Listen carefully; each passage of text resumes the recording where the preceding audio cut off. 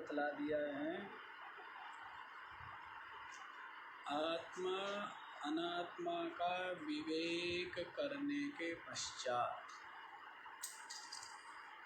आत्मा की ही साक्षी की ब्रह्म रूपता कथन करने के पश्चात,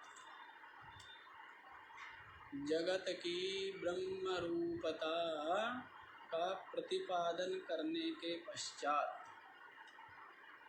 जो उत्तम जिज्ञासु है उसको आत्मा की ब्रह्म रूपता का अनुभव हो गया, बोध हो गया। लेकिन जो मंद और मध्यम अधिकारी है उनको अभी अपने आत्म स्वरूप का बोध नहीं हुआ है, तो उनके लिए मनन निधिध्यासन रूप क्या बतलाया था कि निरंतर अपने अंतःकरण में ये भावना कीजिए कि मैं ब्रह्म हूँ, जो निष्कल निरंजन निरुपमेय निरुपाधिक निर्विशेष सच्चिदानंद जो व्यापक चेतन सत्ता ब्रह्म है, वह मैं इस प्रकार से निरंतर चिंतन करें, निरंतर मनन करें, अभ्यास करें, तो हाथ में रखे हुए जल के समान क्या होता है, अपनी आत्मा का अपरोक्ष अनुभव हो जाता है। और आत्मा का अपरोक्ष अनुभव जब हो जाता है तो फिर क्या होता है, जो चित्त इस दृश्य प्रपंच की सत्ता जिससे है, वो चित्त वो बुद्धि भी अपनी आत्मा में ही विलय हो जाता है। और बुद्धि के चित्त के विलय हो जाने से दृश्य प्रपंच का भी क्या हो जाता है, विलय हो जाता है। तो इसलिए अंत में जो इसका निर्णीत अर्थ है वो बतला दिया। निर्णीत अर्थ क्या बतलाया है कि जो साधक, जो जिज्ञासु अपने हृदय में विराजमान जो साक्षी चेतन परमात्म तत्व, उसमें ही अपने चित्त को एकाकार करके आत्मतया, उसमें ही आत्म भावना करके जो विराजमान रहता है, न तस्यांग गुहा प्रवेशः, उसका फिर इन शरीर रूपी कंदराओं में, गुफाओं में प्रवेश नहीं होता है, क्योंकि वह ब्रह्म रूप हो गया, परमात्मा रूप हो गया, मुक्त हो। इतना सुनने के पश्चात भी जो मंद अधिकारी है उनको बोध नहीं, उनको ज्ञान नहीं हुआ। अब उनके ज्ञान होने में जो प्रतिबंधक है उनको बतलाते, अहंकार वासना आदि जो क्या है, प्रतिबंधक है ज्ञान प्राप्ति में, उनका अब कथन करते हैं।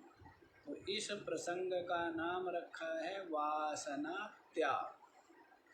तो इसको आप लोग देखिए, 268वां श्लोक देख लीजिए। ज्ञाते वस्तुन्यपि बलवती वासना नादिरेषा, कर्ता भोक्ताप्यहमिति दृढायास्य संसार हेतुः। प्रत्यग्दृष्ट्यात्मनि निवसता सापनेया प्रयत्नान् मुक्तिं प्राहुस्तदिह मुनयो वासनातानवं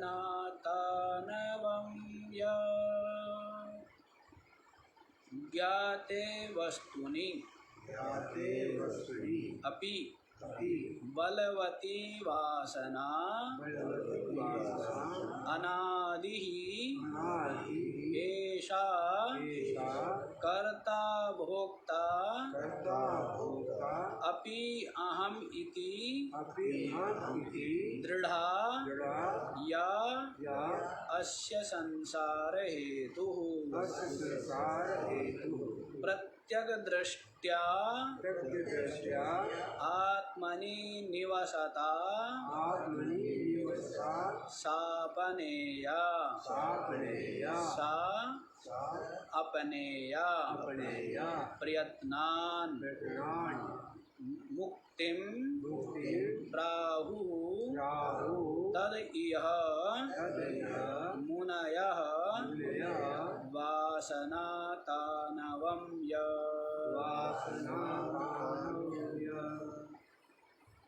हाँ जी। ज्ञाते वस्तुनि अपि,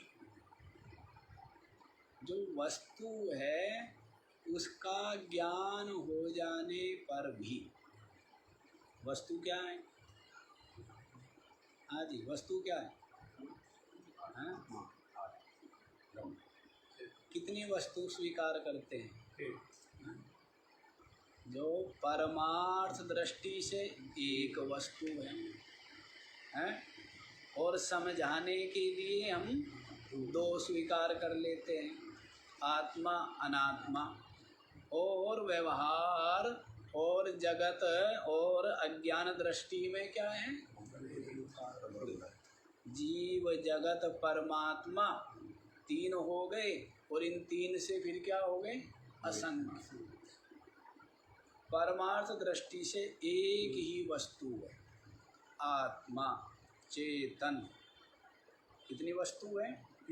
अब उसको आत्मा कहो, परमात्मा कहो, चेतन कहो, ब्रह्म कहो, जो भी कहना है कह लीजिए। वस्तु कितनी है?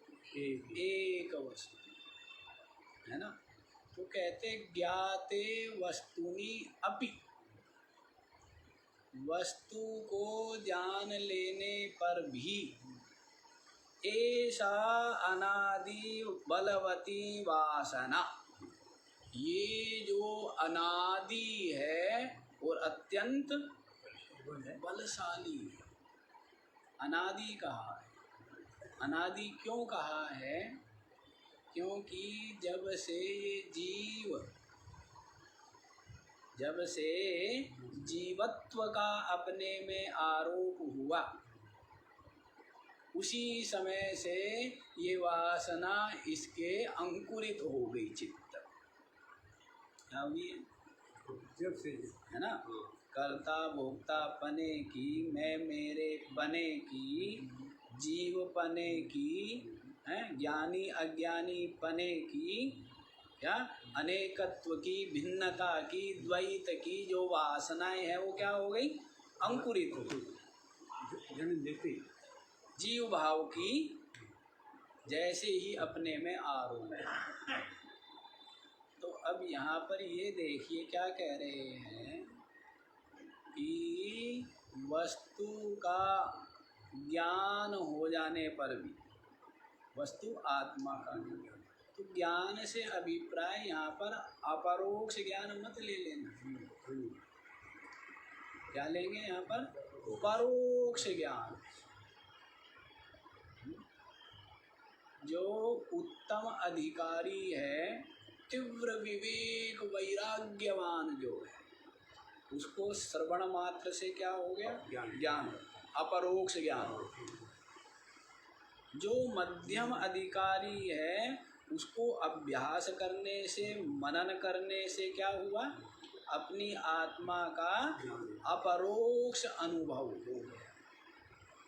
लेकिन सुन कौन रहा है? सुन मंद अधिकारी भी रहा है, लेकिन सुनते सुनते उसको क्या हुआ है? परोक्ष ज्ञान हुआ, अपरोक्ष ज्ञान नहीं। उसको क्या हो गया? परोक्ष ज्ञान। और परोक्ष ज्ञान भी दो प्रकार, दृढ़ और अदृढ़। क्या? दृढ़ परोक्ष ज्ञान और अदृढ़ परोक्ष ज्ञान। तो जब दृढ़ परोक्ष ज्ञान हो गया, जिसको अपरोक्ष ज्ञान नहीं हुआ वो अज्ञानी के ही समान है। वो क्या है? केवल मानसिक, केवल बौद्धिक समाधान हुआ है। संसार में वो क्या रहेगा? थोड़ा सा शांत, थोड़ा सा धैर्य युक्त, थोड़ा सा निश्चिंत रहेगा। लेकिन जब तक अपनी आत्मा का ब्रह्म रूप से अपरोक्ष अनुभव नहीं हुआ है, तब तक वो अज्ञानी के समान ही उसका क्या होगा? जन्म मरण होता है। क्योंकि यही तो भ्रम है ना, मैं जीव हूँ, ये क्या है? ये भ्रम है। अब ये भ्रम और इसके संस्कार जब तक बलशाली बने हुए हैं, चित्त में बने हैं, तब तक पुनः पुनः जन्म और मरण है।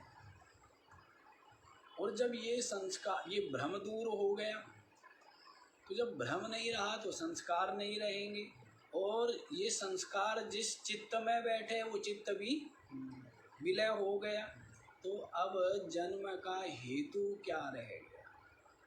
जन्म का हेतु जो भ्रम, उसके संस्कार, और ये संस्कार जिस चित्त में बैठे हैं, यही क्या है? यही इसके जन्म के हेतु है।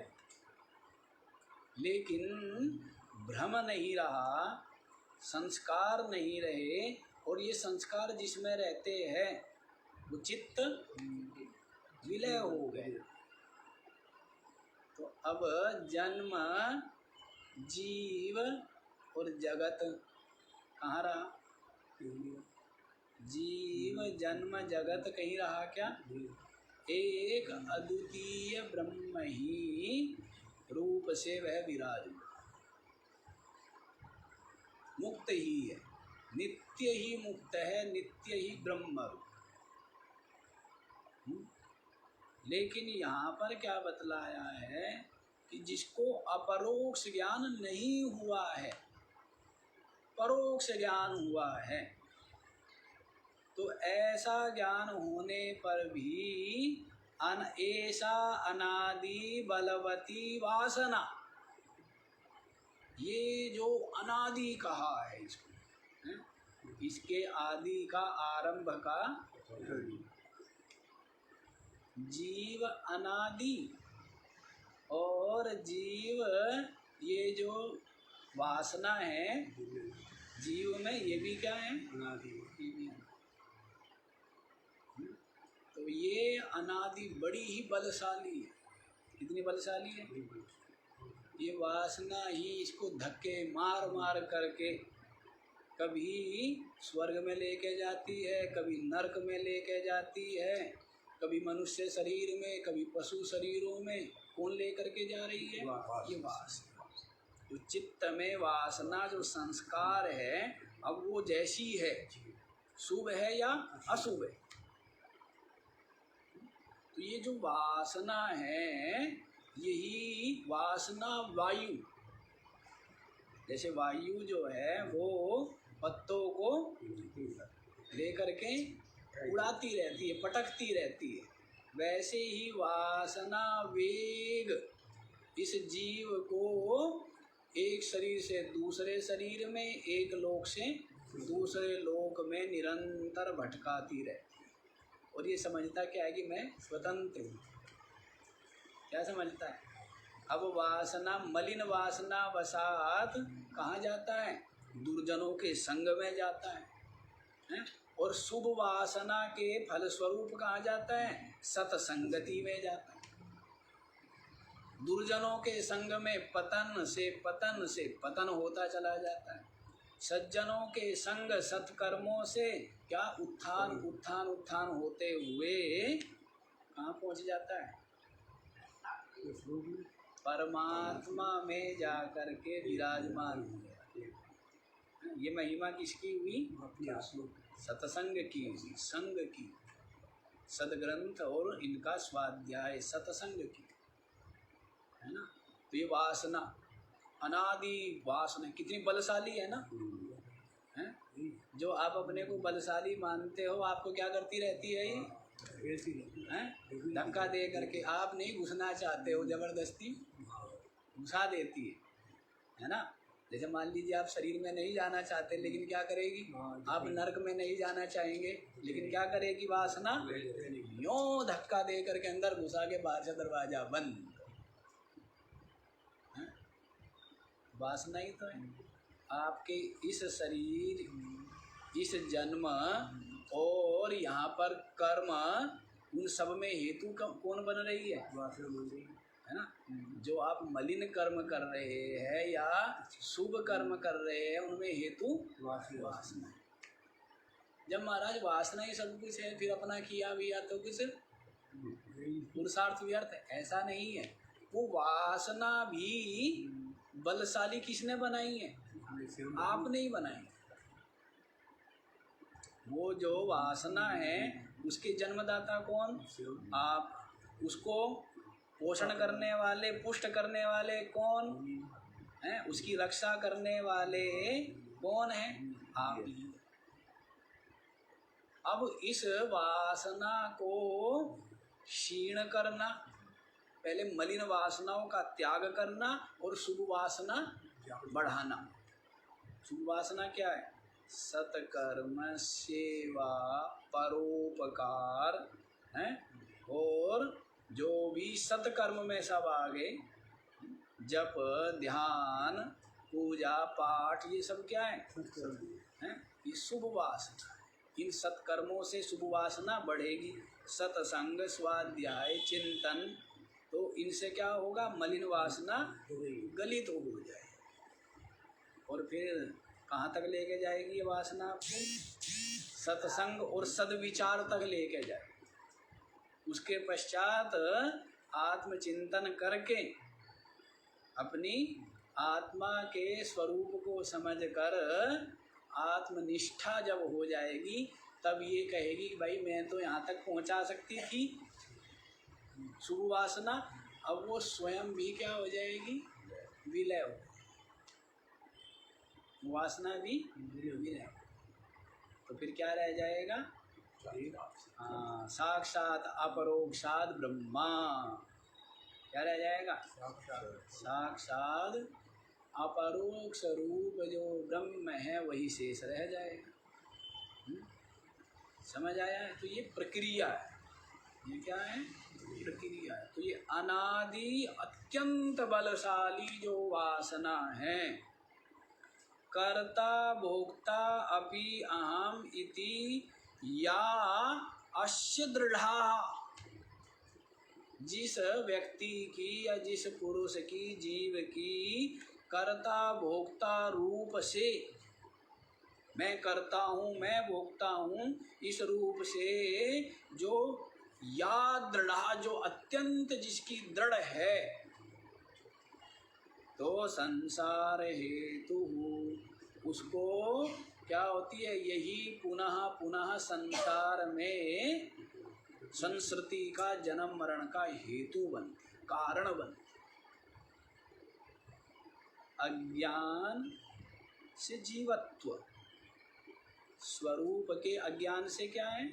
जीवत्व। और उस जीवत्व जो जीवपना है, अब वो क्या होता है? पूर्ण होना चाहता है। उसके लिए वो विविध प्रकार की क्या करता है? संकल्प करता है, इच्छा करता है, प्रयत्न करता है। और वो जो संकल्प है, इच्छाएं है, प्रयत्न है, वो सब क्या है? वो वासना रूप से चित्त में जो संस्कार एकत्रित होते जाते हैं, उसी का नाम वासना। समझ आया? क्या बताया? जो अपने स्वरूप का अज्ञान, उस अज्ञान से क्या हुआ? जीवत्व, जीवपना। अब जीव जो हो गया है, जो परिचिन्न हो गया, सीमित हो गया, वो क्या चाहता है? पूर्ण हो जाओ। अब वो पूर्णता के लिए अज्ञान का परित्याग नहीं करता है। क्या करता है? संकल्प करता है, इच्छा करता है, कर्म करता है। क्या करता है? कर्म। यही कर दिया ना, कर्म। कर्म करता है।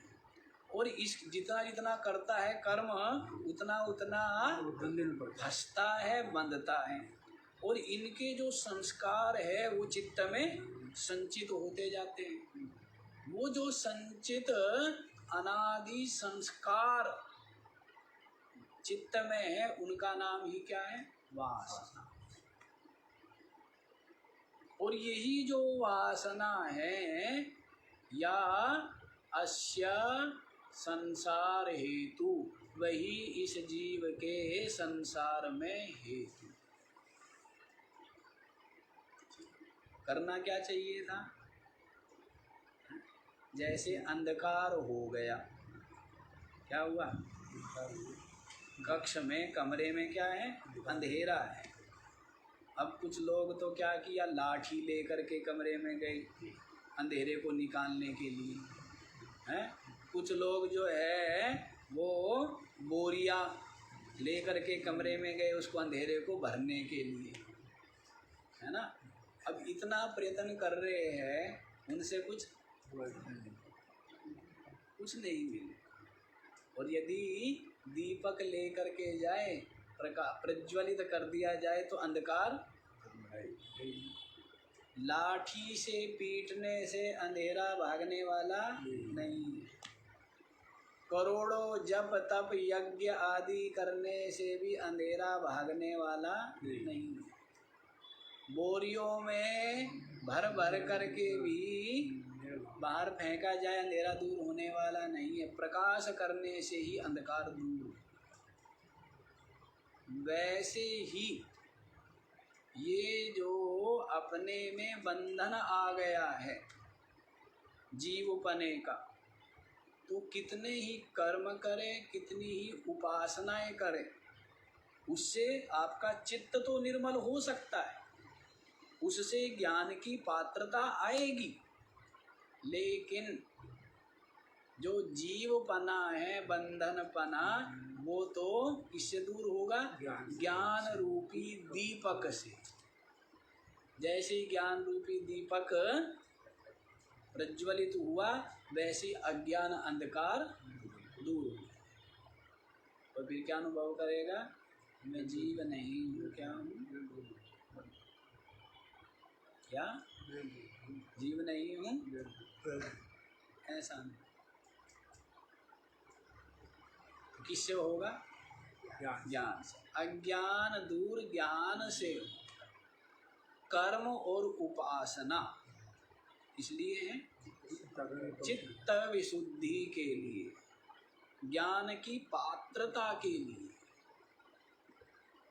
है ना? सकाम भाव से करो तो संसार मिलेगा, वो भी निष्काम भाव से करोगे तब आपका चित्त निर्मल होगा। और जब चित्त निर्मल होता है, इसका मतलब क्या है? वैराग्य हो जाए। चित्त की निर्मलता का क्या सूचक है, क्या लक्षण है? जब आपके चित्त में संसार की असारता प्रकट हो गई, वैराग्य हो गया, परमात्म प्राप्ति की तीव्र जिज्ञासा हो गई, तब समझना है कि आपका चित्त विशुद्ध हो। और अज्ञान जो जीव भाव है, जो बंधन है, वो तो मैं ब्रह्म आत्मा चेतन हूँ, इस ज्ञान से ही वह अज्ञान बंधन दूर हो सकता है। न किंचित कर्म कोटि भी, सैकड़ों किसी प्रकार के करोड़ों कर्मों से भी बंधन दूर होने वाला नहीं। शुरू में ही आया था ना। क्या बतलाया था? वस्तु सिद्धि विचारेण। वस्तु की प्राप्ति किससे होगी? विचार से, ज्ञान से। न किंचित कर्म कोटि भी, किसी भी प्रकार के करोड़ों कर्मों से भी वस्तु की, आत्म तत्व की प्राप्ति नहीं।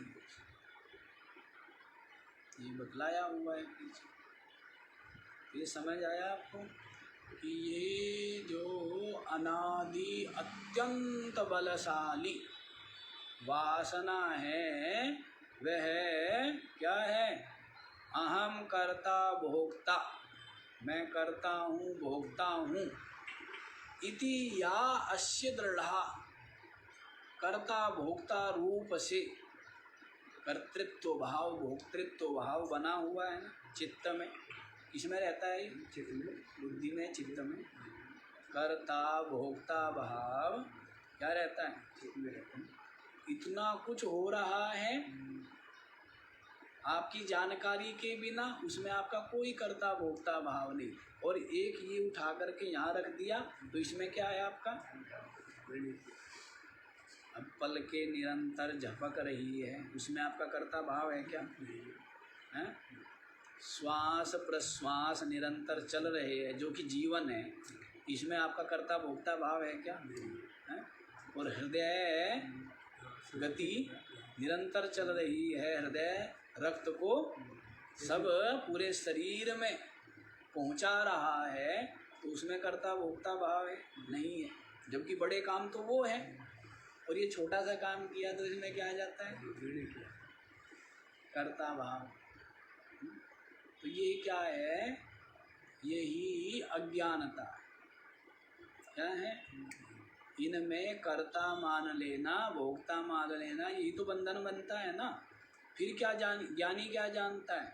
ज्ञानी जानता है मैं कर्ता नहीं हूँ, मैं तो केवल साक्षी हूँ, चेतन हूँ। मेरी सत्ता मात्र से उपाधि क्या होती है? स्व प्रारब्ध संस्कार वसात स्व स्व कर्म में प्रवृत्त हो। शरीर के द्वारा शरीर के कर्म, इंद्रियों के द्वारा इंद्रियों के कर्म, प्राणों के द्वारा प्राणों के कर्म, मन बुद्धि के द्वारा मन बुद्धि का जो कर्म व्यवहार है वो हो रहा है। मैं तो साक्षी आत्मा। तो अब जो वासना थी जो किसमें है? बुद्धि में है, लेकिन तादात्म्य से किसमें भासती है? अपने में भासती है ना। है? तो फिर वो देखता है कि किसमें है ये संस्कार, ये प्रारब्ध, किसमें? उपाधि में है, मुझ में नहीं है। मैं तो साक्षी, मैं तो क्या हूँ? बिल्कुल साक्षी। इसलिए वो क्या है? वो तो मुक्त ही है। निरंतर क्या है? वो मुक्त है, क्योंकि ये किसमें?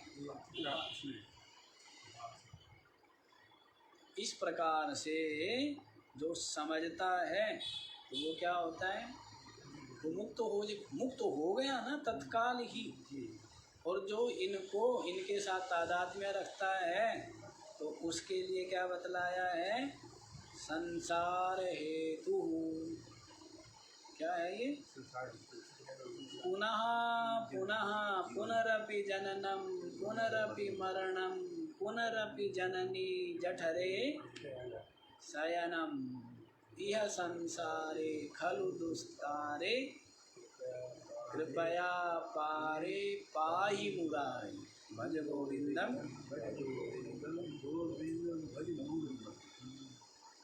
पुनरपि जननम पुनरपि मरणम पुनरपि जननी जठरे शयनम, गर्भवास। यह संसारे खलु दुस्तारे, ये संसार क्या है? अधिक तो जीवों की स्थिति यही है ना, जन्म मरण, माता के गर्भ में अधिकतर जीवों की स्थिति है। कोई कोई विवेकी विचारवान है जो शास्त्र और सत्संग के द्वारा जीव जगत परमात्मा के रहस्य को जान गया है, वही निकल पाता है। अन्यथा तो सब जीवों की स्थिति क्या है? जायस्व प्रियस्व, जन्मो मरो, फुर्सत नहीं, दौड़ते रहो। हैं? कैसी कहाँ दौड़ते रहो? गरम गरम रेत के ऊपर नंगे पैर, क्या करो? दौड़ते रहिए। तो दौड़ना ही पड़ेगा उसको, खड़ा होगा तो और ज़्यादा पैर जलेंगे। जम गया तो मरने का त्रास हाँ जी, मिटता ही नहीं। जन्म के बाद फिर मरना लग रहा है तो त्रास मिटता ही नहीं। और मरने के बाद फिर जन्म, उसको सांस लेने की फुर्सत नहीं है कि मर गया कम से कम अब तो कुछ श्वास ले लो, नहीं। वासना जो है तुरंत ही उसको तुरंत किसी न किसी गर्भ में डाल देगी ले जाकर, उसकी वासना। ये चलता रहता है। कुछ पुण्यात्मा होते हैं तो वो स्वर्ग आदि चले जाएंगे, कुछ दिन वहाँ विश्राम करके फिर डाल दिए जाएंगे गर्भ में। कुछ और ज़्यादा उपासक होंगे तो वो कहीं परलोक हैं आदि लोग अपने इष्ट के लोक में चले जाएंगे, लेकिन फिर यहीं गर्भ में डाल दिए जाएंगे। ब्रह्मलोक जा कर के भी क्या बतलाया है? ब्रह्मा विष्णु शिव आदि के लोग जा कर के भी बहुत साल तक रहेंगे। बहुत साल तक रहना है तो रहिए, फिर अच्छा है।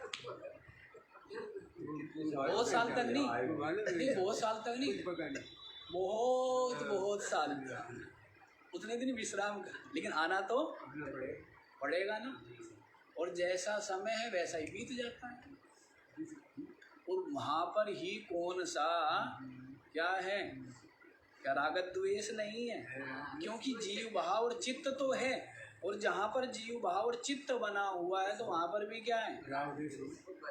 जब तक जीव भाव गलित नहीं हुआ है तब तक विष्णु के पास बैठ गए तो भी कौन सा शांति मिल जाएगी?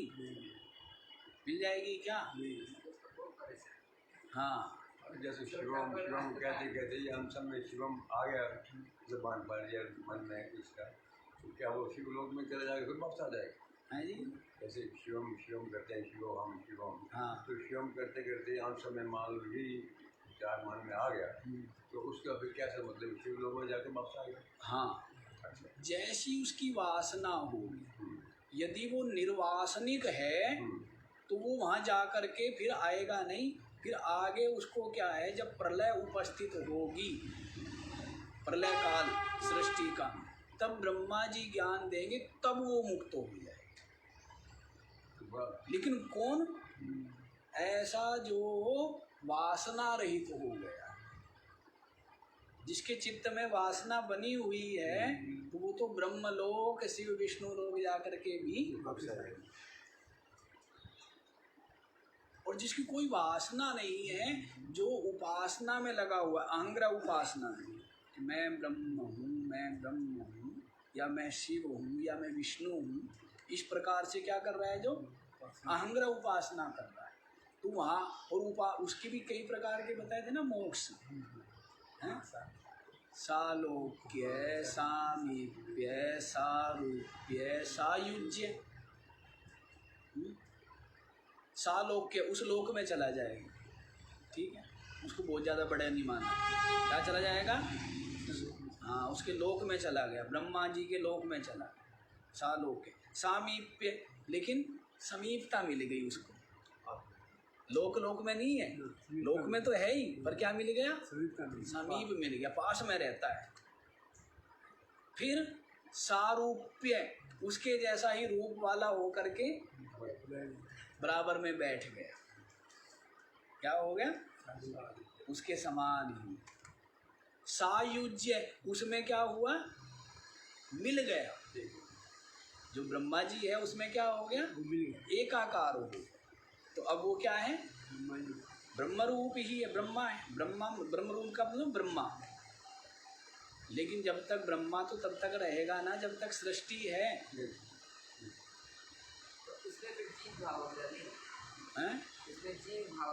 हाँ, ब्रह्मा वो बताया ना आपको कि जो ज्ञानी है ब्रह्मा, ईश्वर तो क्या है? ज्ञानी है। तो ईश्वर तो जानता है कि मैं ब्रह्म रूप, ईश्वर जानता है क्या कि मैं परमात्मा रूप, तो मुक्त ही हो जाता। तो ये उपासना का क्रम, वो उपासना है जो आप कह रहे हो, और ये ज्ञान है। ज्ञान में क्या, उपासना में और ज्ञान में क्या भेद है? उपासना तो बाकी जो उपासना है उनकी बात नहीं है, वो तो बहुत साधारण उपासना। जो अहंग्रह उपासना हम बताते हैं कि मैं ब्रह्म हूँ, मैं ब्रह्म हूँ, मैं ब्रह्म हूँ, निरंतर ये उपासना जो कर रहा है, उसमें ही जिसका चित्त सर्वथा विलय हो गया है, बाह्य किसी प्रकार की वृत्ति नहीं रही है, केवल चित्त उसमें ही विलय हो गया है, ऐसा जो उपासक है उसकी बात है। उसको ही वो लोक प्राप्त होगा, वो ब्रह्मा जी के साथ एकाकार। और ज्ञान से क्या है? तत्काल में ज्ञान से क्या है? आना जाना। हम बात जायस्व मरियस्व कर रहे हैं ना, जन्मो मरो जन्मो मरो। अधिकतर जीवों की स्थिति ये है कि बेचारों को अभी मर के फुर्सत नहीं मिली, उससे पहले धक्का दे चल फिर जा। अभी बड़ी मुश्किल से तैर करके किनारे लगा था, फिर क्या किया? फिर फेंक दिया। फिर बेचारा जीवन भर मकान दुकान ये वो बाल बच्चे हैं ये करवर करके मरा, तो सोचा कि अब तो चैन मिलेगा, फिर फेंक दिया। जैसे मेंढक बाहर निकल करके आए और उसको फिर फेंक दिया जाए, फिर बेचारा वो फिर आ रहा है, फिर फेंक दिया जाए, तो कभी भी उसको शांति मिलेगी क्या? तो ये जीव की स्थिति, ये पता नहीं मानव जन्म हो गया क्या हो जाएगा, पता नहीं क्या वो जैसी वासना होगी, जैसे संस्कार होंगे, जैसा चिंतन, जैसा संकल्प, जैसी भावना, जैसा होगा उसी के अनुसार। तो ये जो वासना है ये अत्यंत बलशाली संसार का हेतु है। तो इसको क्या कहते हैं? प्रत्यग दृष्टया आत्मनि निवसता सा अपनेया प्रयत्नान, यतन करके, क्या करके? पुरुषार्थ करके। और यतन भी क्या कह रहे हैं? प्रयत्नान, प्रयत्न करके, प्रकृष्ट यतन करके। यतन करते हैं ना, तो प्रकृष्ट यतन भी करते हैं। कहाँ? संसार में। क्या करते हैं? और इधर इधर तो कोई कर लेगा, कोई बाबा जी कर लेगा हमारे नाम में, पैसे दे दिए, गुरु जी कर लेंगे हमारे नाम की, पैसे दे दिए जब कर देगा, गुरु जी कर लेंगे हमारे नाम, ऐसे कुछ भी नहीं है। प्रयत्नान, अत्यंत प्रकृष्ट यतन करके जिस साधक ने क्या किया है? प्रत्यग आत्मनि, प्रत्यग दृष्टया आत्मनि निवासता। क्या है? जो प्रत्यग आत्मा है, वो प्रत्यग आत्मा मैं हूँ ऐसी दृष्टि, ऐसी ज्ञान के द्वारा क्या है? निवासता, उसमें विराजमान हो करके, इसमें अपनी आत्मा में विराजमान हो करके, सा अपनेया, सा माने वो जो वासना है उसका क्या करना चाहिए? अपनेया माने परित्याग करना चाहिए, उसको हटाना चाहिए।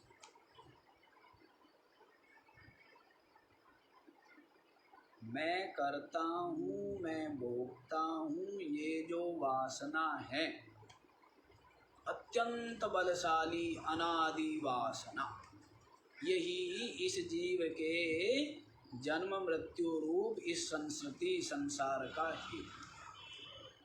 और मैं प्रत्यग आत्मा ब्रह्म हूँ, इस दृष्टि के द्वारा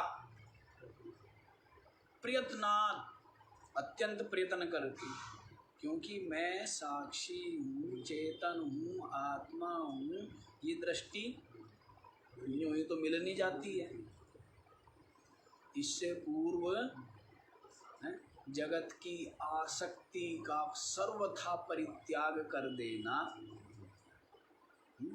जगत में जो सत्यत्व बुद्धि है उसको गलित कर देना, अनात्मा में जो दृढ़ अहमता बनी हुई है उसको निकाल लेना, और जो साक्षी है चेतन आत्मा उसको अनात्मा से पृथक अनुभव कर लेना। तो ये क्या है? इसके लिए कितना प्रयत्न, कितना पुरुषार्थ, कितना चाहिए।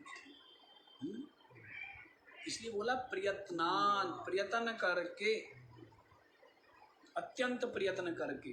तो जो प्रत्यग आत्मा है, प्रत्यग दृष्टया ज्ञान दृष्टि के द्वारा आत्मनि निवासता, आत्मा में विराजमान हो करके क्या करना है?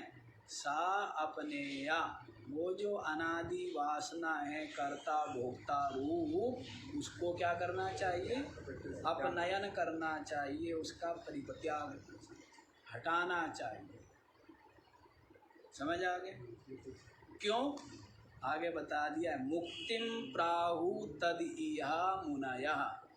तद इह माने इस लोक में, इस संसार में, मुनयः जो मुनि लोग हैं उसको क्या कहते हैं? मुक्तिम प्राहु, मुक्ति कहते हैं। क्या? ये वासना तानवम मुक्ति। सुंदर परिभाषा है मुक्ति। मुक्ति क्या है? वासना तानवम, वासनाओं का क्षीण हो जाना, वासनाओं का क्षय, गलित हो जाना, यही क्या है? मुक्तिम प्राहु मुनयः।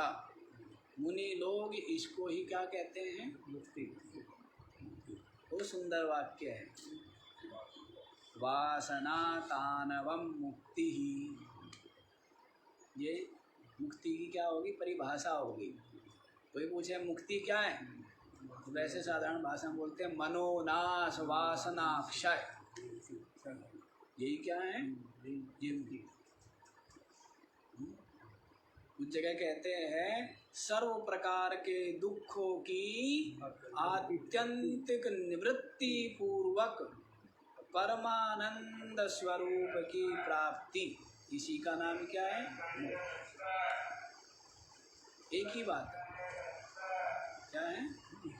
एक ही तो बात है, क्योंकि जब तक वासनाएं मन है तब तक दुखों की आत्यंतिक निवृत्ति नहीं हुई, परमानंद की प्राप्ति नहीं हुई। क्योंकि ये जो, यही तो दीवार है। ये जो अहंकार, जीव भाव है, संकल्प, बुद्धि में तादात्म्य, यही क्या है? यही दीवार है, यही प्रतिबंध है। ये दीवार गिरी तो फिर क्या है? एक ही ब्रह्म रूप। ये दीवार जो खड़ी है ना, जीव पने की, अहंकार की दीवार, ये दीवार गिर गई तो फिर क्या है? ये ब्रह्म रूप, जीव ब्रह्म ही। तो ये जो संकल्प है, जीवत्व है, परिच्छिन्नता है, यही क्या है? हाँ, यही प्रतिबंध। इसी से फिर विविध वासनाओं का क्या है? जन्म है। विविध वासनाओं का जन्म यूँ समझ लीजिए कि जैसे पुत्र अपने पिता के साथ रहता है, पिता और भाइयों के साथ रहता है, तो निश्चिंत और निर्भय और शांत मस्तिष्क होकर के अपना कर्म करता है। फिर वो उनसे क्या हो गया? अलग हो गया। अब क्या है? जो चित्त शांत रहता था, अब ये जुटाना है, ये चाहिए, वो चाहिए, ये प्रयत्न करना पड़ेगा है। अब तक क्या था? केवल अपने कर्म, अपना जिम्मेदारी से मतलब था। और अब ये भी चाहिए, अब वो भी चाहिए, ये भी करना है, उनसे अधिक भी करना है, उनको दिखाना भी है। फिर और भी तो बीमारियां घुसेगी ना, बहुत बीमारी घुसेगी फिर तो, नहीं? हाँ, और जब तक साथ में था, एक होके था तो शांत था और बस निश्चिंत था। तो वैसे ही जैसे ही जीव बना आया, अपने स्वरूप का अज्ञान हो, जब तक ब्रह्म रूप है तो क्या है,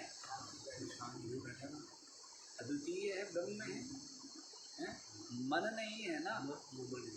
और फिर क्या हुआ, जीव भाव हुआ, माने मन वृत्ति, और उसके पश्चात तो फिर क्या है, हाँ, फिर तो सब कुछ ये सृजन करके और इसको पाना चाहता है, पूर्ण होना चाहता। विविध इच्छाएं, तृष्णा, आशा, वासना डेरा जमा लेती है चित्त में, और फिर मस्तिष्क हर समय चलता रहता है, दौड़ता रहता है। लोग कहते हैं कि नींद नहीं आती, हर समय मस्तिष्क चलाते रहेंगे तो ये क्या होता है, गर्म हो जाता है। जैसे गाड़ी चलते चलते क्या हो जाती है, गर्म हो जाती है ना मशीन, है जी, चलती नहीं जब ज़्यादा, अच्छा फिर चलती नहीं है, हाँ। तो वैसे ही ये सब बूढ़े बूढ़े जो हैं वो इतना काम ले लिया मशीन से, हैं, तो ये गर्म हो करके क्या हो गया, ठंडा हो गया। सत्संग में गर्म हो रहा है, अच्छा सत्संग में आकर के नहीं, गर्म नहीं हो रहा है, नहीं क्या हमारा सत्संग में आकर के तो ये अब जो है अपने स्वरूप में परमात्मा में विराजमान हो रहा है, विलीन हो रहा है, बढ़ता ही जा रहा है। क्या हो रहा है, परमात्मा की ओर ही बढ़ता जा रहा है, जगत से कोई संबंध संपर्क नहीं रहा। और बस फिर तो परमात्मा में एकाकार होके विलय हो करके आनंद में हम प्रतिष्ठित होते जा रहे हैं। मन से मनी भावे को द्वैत नहीं उपलब्ध है, मन से मनी भावे अद्वैत नहीं उपलब्ध है। इसका ये थोड़ा मनसो अमनी भावे, द्वैतम नैवोपलभ्य है।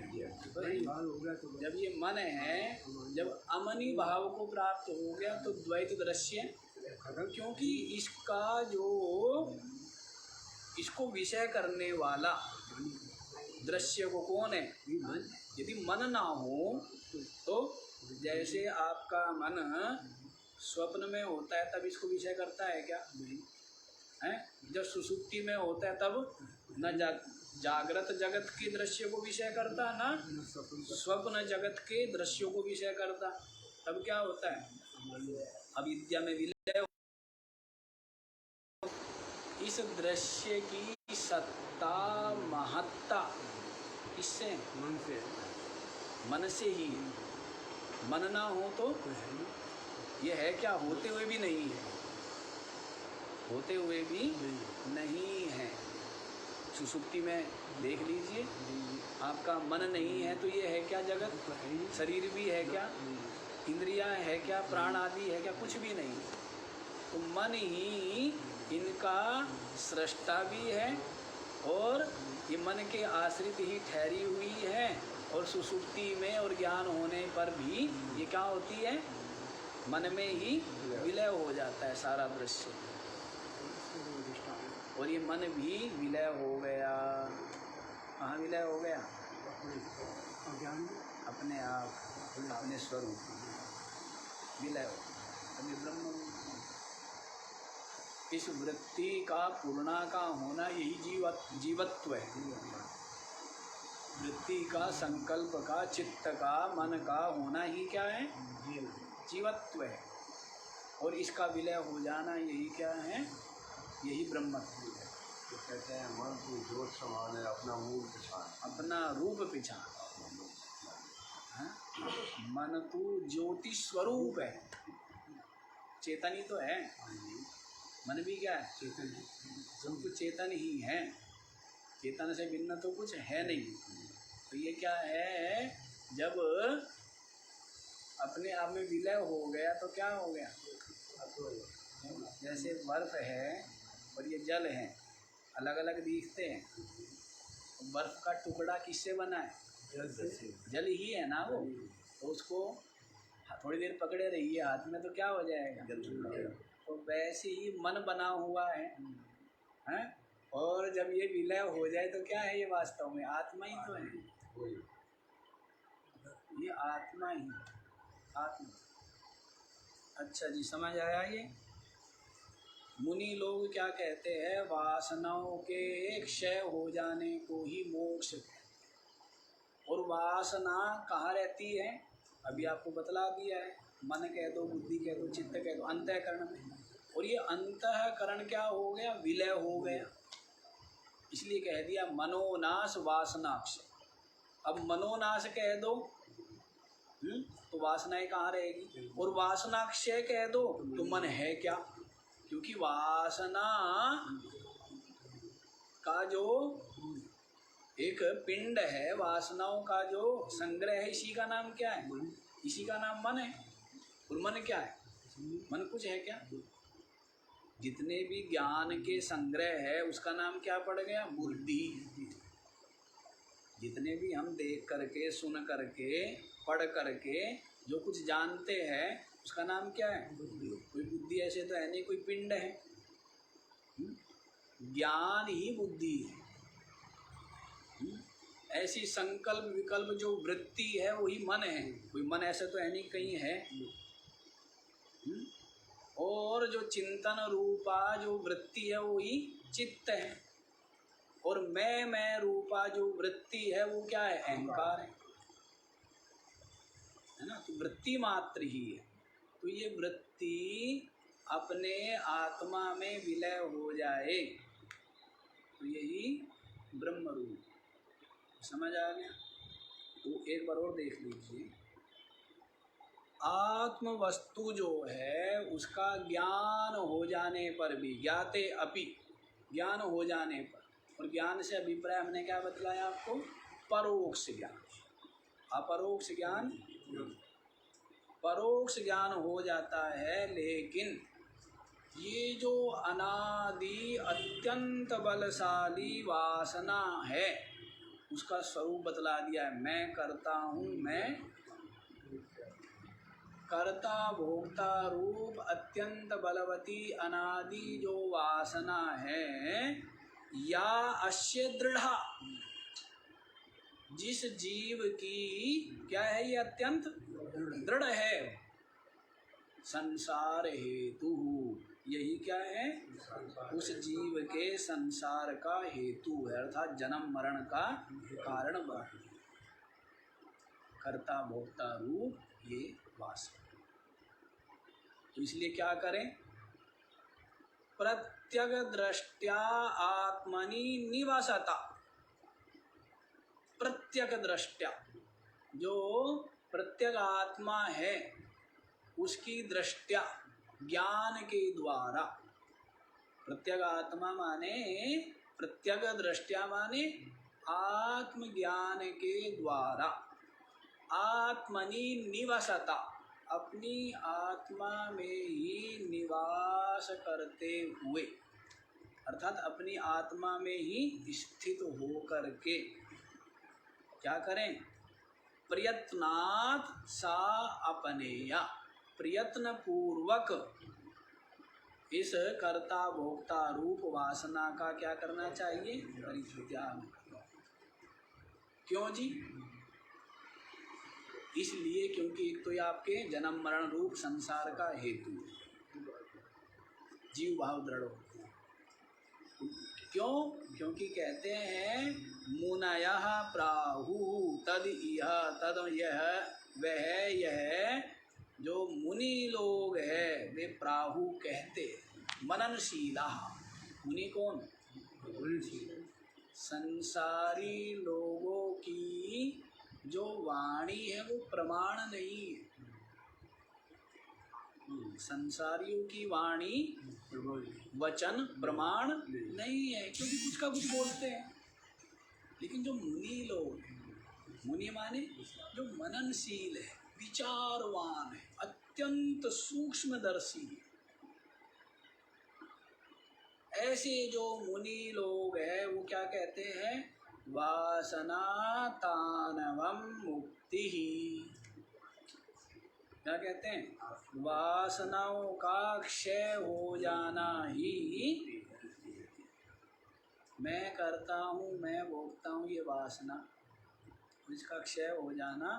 ना मैं करता, ना मैं भोगता, मैं तो केवल साक्षी, मैं तो केवल चेतन, मैं तो केवल आत्मा। ये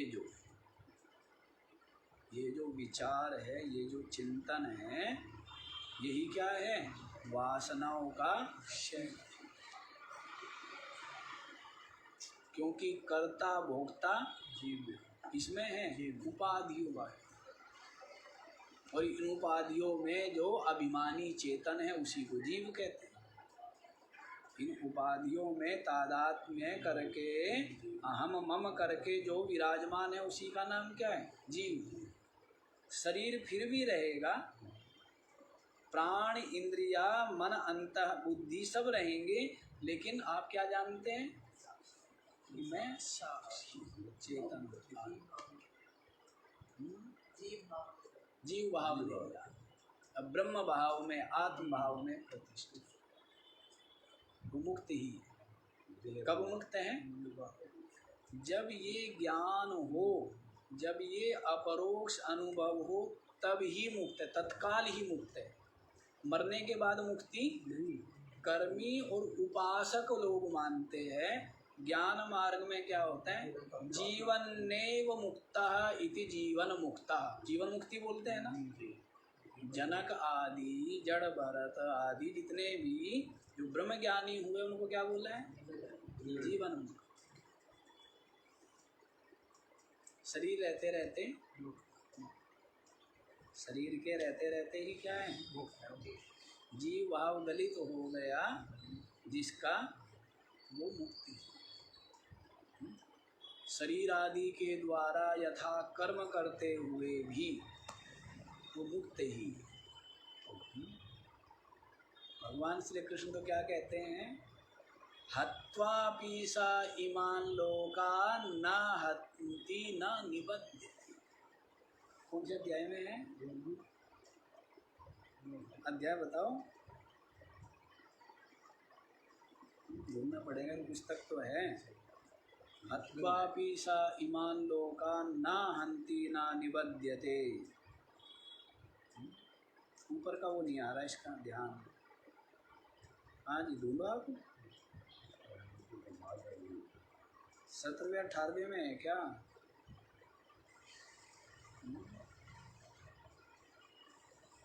ढूंढ लेना, हमें तो मिल नहीं रहा, बहुत समय हो गया। हाँ, 18वें अध्याय का 17वां श्लोक। यस्य नाहं कृतो भावो बुद्धिर्यस्य न लिप्यते हत्वा पीसा इमान लोका न हन्ति न निबध्यते। यस्य नाहं कृतः भावः, क्या है? जिसका ये भाव नहीं है कि अहम कृतः, मैं करने वाला हूँ, ऐसा भाव जिसका नहीं। बुद्धिर्यस्य न लिप्यते, और जिसकी बुद्धि उस कर्म के जो फल है उसमें लिपायमान नहीं। अहंकृता, नाहंकृता माने करता नहीं। बुद्धिर्यस्य न लिप्यते अर्थात भोगता भी नहीं। बात किसकी चल रही है? कर्ता भोक्ता रूप वासना। समझ आया क्या बोला है? नाहम कृता, मैं करने वाला नहीं हूँ। बुद्धिर ही यस्या ना लिप्यते, क्या होती है? अज्ञानी की बुद्धि कर्म फल में लिपायमान होती है, इसीलिए वो कर्म करता है। कर्म क्यों कर रहा है? ये फल मिलेगा। कर्म क्यों करता है? ये फल मिलेगा। कर्म जो रजोगुणी है, फल पर दृष्टि रख करके कर्म करता है रजोगुणी व्यक्ति। इसलिए कर्म करता है फल प्राप्ति के लिए। बताया है ना, सात्विक गीता जी में सारा बताया है। सात्विक यज्ञ क्या है, तप क्या है, दान क्या है, कर्म क्या है। सात्विक क्या है, राजसिक क्या है, तामसिक क्या है। जो केवल कर्तव्य भावना से किया जाए कि करना चाहिए, क्यों, शास्त्र कहते हैं, सतपुरुष कहते हैं, इसलिए कर्म करना चाहिए। जो भी कर्म है, यज्ञ आदि जो भी है, जो केवल कर्तव्य बुद्धि से करता है जिससे मेरा हृदय निर्मल हो, वो कर्म हुआ सात्विक। जो फल प्राप्ति के लिए कर्म किया जाता है वो कर्म क्या हो जाता है, राजसिक। वो तप भी, वो यज्ञ भी, वो दान भी, वो क्या हो गया, राजसिक। और जो दूसरे का हानि पहुंचाने के लिए किया जाता है वो कर्म हो जाता है। मोटी सी बात, हमारे चंद्रकांत जी जो है गीता के वो है पंडित हैं, हाँ, गीता जी रटी हुई है इन्होंने, तो पाठ करते रहते हैं। अच्छी बात है, सदग्रंथ देखना चाहिए। तो क्या है सात्विक, क्या हुआ, कर्तव्य पालन के लिए जो किया जाए वो सात्विक। जो फल प्राप्ति के लिए किया जाए राजसिक हुआ। और जो दूसरों का अहित करने के लिए किया जाए वो चाहे कर्म है, चाहे वो उपासना है, चाहे वो तप है, चाहे वो व्रत है, चाहे वो दान है, चाहे वो यज्ञ है, वो क्या हो जाएंगे, तामसिक, सात्विक, राजसिक, ऐसे। तो यहाँ पर क्या कह रहे हैं, यस्य नाहम कृता भावा, मैं कर्म का कर्ता नहीं हूँ। जब करता नहीं हूँ तो फल से मेरा कोई संबंध नहीं है क्या। कर्म में कर्तापना नहीं तो कर्म के जो फल है उसमें भोगतापना नहीं। यही तो वासना बताया। अभी क्या बताया, अहम कर्ता अहम भोक्ता इति अनादि बलवती वासना या अस्य दृढ़। क्या बोला है, मैं करता हूँ, भोगता हूँ, ये जो अनादि अत्यंत बलशाली वासना जिस जीव की दृढ़ है, यही उसके संसार का हेतु, ये बतलाया। और गीता जी में देखो कितना सुंदर सूत्र दे दिया है। क्या बोला है आगे, मैं करता नहीं हूँ, कर्म का कर्ता मैं नहीं, कर्म कर रहा है।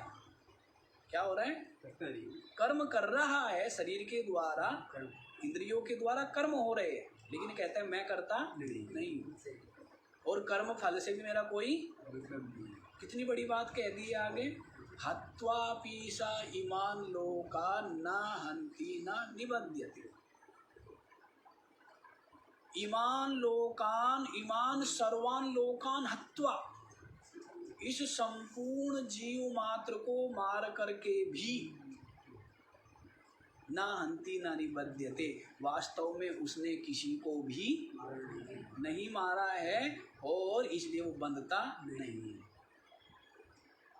अब इतना भी मतलब अर्जुन मारे तो अर्जुन को पाप पुण्य लगेगा, और वही श्री कृष्ण मारे तो कमाल की बात है। अर्जुन ने के हाथ से चींटी मर गई तो क्या है, हत्या का पाप। और श्री कृष्ण ने सारी दुनिया को मार दिया तो भी पाप। क्यों, हाँ, क्योंकि श्री कृष्ण जानते हैं मैं शरीर नहीं हूँ, न मैं इंद्रिया हूँ, न मैं प्राण हूँ, न मैं मन हूँ, न मैं बुद्धि हूँ, मैं आत्मा हूँ, मैं चेतन हूँ, मैं अकर्ता हूँ, मैं साक्षी। इसलिए सबको मार करके, सारों को मार डाले ना, जीव मात्र को मार डाले, सारी सृष्टि का संहार कर दे, करते ही है ना। मृत्यु काल रुद्र क्या करते हैं, संपूर्ण सृष्टि का संहार करते, उनको पाप क्यों नहीं लगता है, क्योंकि वो अपनी आत्मा में स्थिर है। तो हम ये सोच रहे थे कि जो दुष्ट लोग हैं जगह जगह दुष्टताएं करते हैं ना, ये जितने हथियार है सारे के सारे ज्ञानी महात्माओं को दे दिए जाएं और सारे दुष्टों को हैं तो उनको तो पाप है। क्योंकि अब मान लो कोई अज्ञानी व्यक्ति है, कहीं का राष्ट्रपति है, प्रधानमंत्री, वो तो अज्ञानी है, वो तो देहात्मवादी है, वो यदि किसी को मारेगा, दंड देगा तो उसको क्या लगेगा, लेकिन जो ब्रह्मज्ञानी हैं, यदि वो सृष्टि का संहार करे तो उनको कोई पाप नहीं। ना पाप ना पुण्य, कोई संबंध नहीं, आत्मा से संबंध नहीं है ना। पाप पुण्य का संबंध किससे है? जीव से, बुद्धि से। हाँ, तो ये भी जानते सब ये मैं ही हूँ। हाँ, सब मैं ही हूँ। ये तो बता ही दिया है कि जगत ब्रह्म रूप है, हमारे ये तो बतला ही दिया है। तो ये नहीं, श्री कृष्ण कह रहे ना, हत्वापि स ईमान लोकान, ईमान लोकान हत्वापि, मानो सारे के सारे जीव समुदाय को मार करके भी ना हंती, वास्तव में उसने किसी को तो सुनाई थी ना कहानी आपको, हैं? वो दुर्वासा जी सारा खा गया हैं, और कहते मैंने कुछ भी नहीं खाया। और श्री कृष्ण ने सारा मक्खन चोरी करके खा गया, और श्री कृष्ण कहते कि मैंने, यदि कभी मक्खन छुआ भी हो,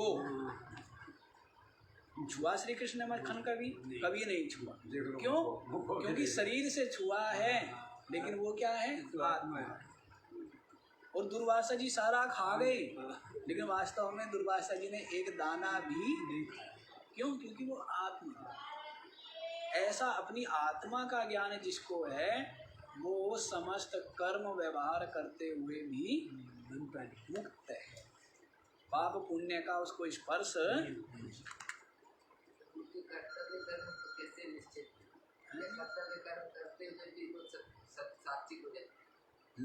तो कर्तव्य कर्म क्या है, वो तो शास्त्र बतलाते हैं ना, कि ब्रह्मचारी के लिए क्या कर्तव्य कर्म है, गृहस्थ के लिए क्या कर्तव्य कर्म है, वानप्रस्थ का क्या कर्तव्य है, और सन्यासी का क्या कर्तव्य है। शास्त्र प्रमाण है ना। सबके अलग अलग कर्तव्य। मनुष्य होने के नाते आपका क्या कर्तव्य है, पिता होने के नाते, माता होने के नाते क्या कर्तव्य है, भाई होने के नाते क्या कर्तव्य है, देशवासी होने के नाते क्या कर्तव्य है, सामाजिक प्राणी होने के नाते क्या कर्तव्य है। बहुत कर्तव्य है ना इसके ऊपर। मनुष्य होने के नाते क्या कर्तव्य है? आत्म उद्धार करना। क्या कर्तव्य है?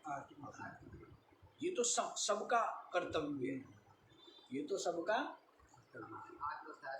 आत्म उद्धार करने के लिए तो सृष्टि बनी है और ये शरीर मिला है। बाकी सबके अपने अपने कर्तव्य। पिता का अलग कर्तव्य है तो माता का, बहन का अलग है तो भाई का अलग है, पुत्र का अलग है, अपने अपने कर्तव्य है। देशवासी होने के नाते समाज के लिए कर्तव्य, ये अलग अलग कर्तव्य। लेकिन सबका जो अंतिम कर्तव्य है वो एक ही है, आत्म उद्धार करना। आज इतना ही, बाकी का विचार कल करेंगे। ओम